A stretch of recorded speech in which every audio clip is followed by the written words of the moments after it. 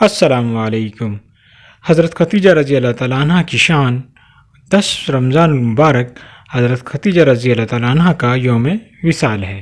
تو سب سے پہلے لاکھوں کروڑوں درود نبی صلی اللہ علیہ وآلہ وسلم پر اور آل محمد صلی اللہ علیہ وآلہ وسلم پر۔ آپ رضی اللہ تعالیٰ عنہ کی شان مبارک یہ ہے کہ آپ نے سب سے پہلے اسلام قبول فرمایا اور نبی صلی اللہ علیہ وآلہ وسلم کی پہلی زوجہ کا شرف بھی آپ کو حاصل ہوا۔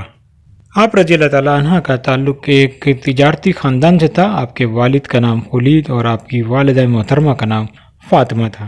آپ کے والد کا تعلق مکہ کے مالدار لوگوں میں سے تھا اور آپ مکہ میں ہی رہتے تھے۔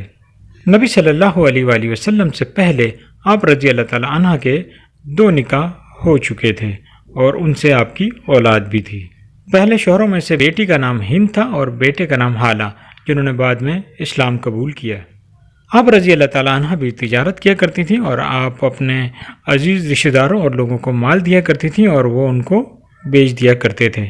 اور جب آپ صلی اللہ علیہ وآلہ وسلم کی ایمانداری، دیانتداری اور صادق اور امین ہونے کے چرچے مکہ کی گلیوں میں گونجے تو آپ رضی اللہ تعالیٰ عنہ نے جب یہ سنا تو آپ رضی اللہ تعالیٰ عنہ نے آپ صلی اللہ علیہ وآلہ وسلم کو پیغام پہنچایا کہ آپ میرا سامان تجارت کے لیے فروخت کریں، اور نبی صلی اللہ علیہ وآلہ وسلم نے اس پیغام کو قبول فرمایا اور تجارت شروع کر دی، اور مداربہ کے اصولوں پر یہ تجارت طے پائی۔ حضرت ختیجہ رضی اللہ تعالیٰ عنہ نے اپنا مال تجارت نبی صلی اللہ علیہ وسلم کو دیا اور اپنا ایک غلام جس کا نام میسرہ تھا اسے بھی آپ صلی اللہ علیہ وآلہ وسلم کے ساتھ بھیج دیا مال کا خیال رکھنے کے لیے، اور میسرہ کو بھی مال دیا کہ وہ بھی تجارت کرے۔ اور آپ صلی اللہ علیہ وآلہ وسلم میسرہ کے ساتھ شام کے تجارتی سفر پر تشریف لے گئے۔ میسرہ جو کہ غلام تھے، نبی صلی اللہ علیہ وآلہ وسلم ان کے ساتھ کھانا بھی کھاتے تھے اور ان کے ساتھ اچھے حسن و اخلاق سے پیش آتے تھے۔ تو میسرہ آپ صلی اللہ علیہ وسلم کی شخصیت اور آپ کی شان دیکھ کر بہت متاثر ہوا۔ سفر میں جہاں آپ صلی اللہ علیہ وآلہ وسلم تشریف فرما ہوتے تو وہاں درخت کی ٹہنیاں آپ پر سایہ کیے رہتی، اور اسی طرح کے بہت سے انوارات میسرہ نے دیکھے جو کہ بعد میں حضرت ختیجہ رضی اللہ تعالیٰ عنہ کو میسرہ نے بتائے۔ نبی صلی اللہ علیہ وآلہ وسلم نے شام میں اپنا سارا تجارتی مال بیچا اور وہاں سے مال دوسرا خرید کر مکہ میں لا کر بیچ دیا۔ اس طرح نبی صلی اللہ علیہ وآلہ وسلم کو سب سے زیادہ نفع ہوا۔ میسرہ نے حضرت ختیجہ رضی اللہ تعالیٰ عنہ کو تجارتی سفر کے بارے میں بتلایا اور آپ صلی اللہ علیہ وسلم کی شان بتلائی۔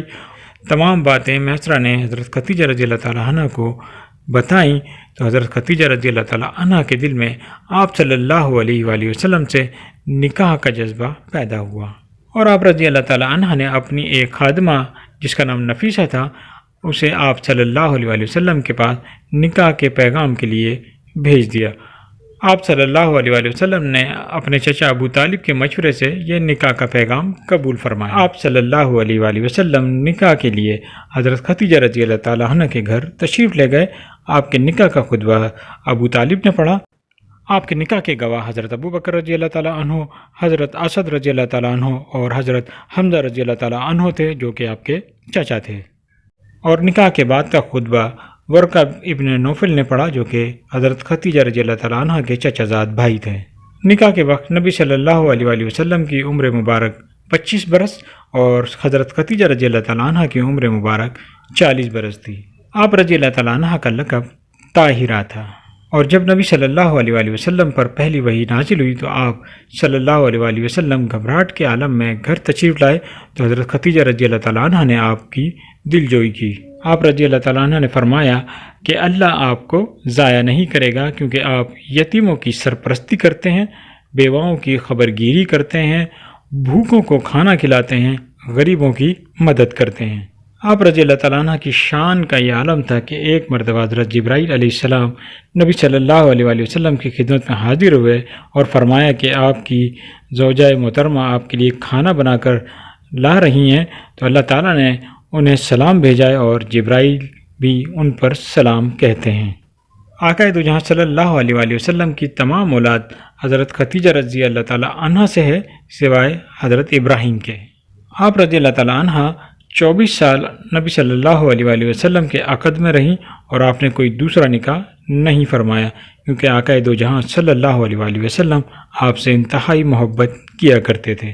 شیب ابی طالب میں 3 سال جو مسلمانوں کا محاصرہ کیا گیا تھا، اس میں آپ رضی اللہ تعالیٰ عنہ بھی تھیں، وہیں سے آپ کی طبیعت ناساز رہنے لگی، اور 10 نبوی 10 رمضان المبارک کو 65 سال کی عمر میں آپ رضی اللہ تعالیٰ عنہ کا وصال ہوا۔ تدفین کے تمام مراحل آقا دو جہاں صلی اللہ علیہ وآلہ وسلم نے خود ادا کیے۔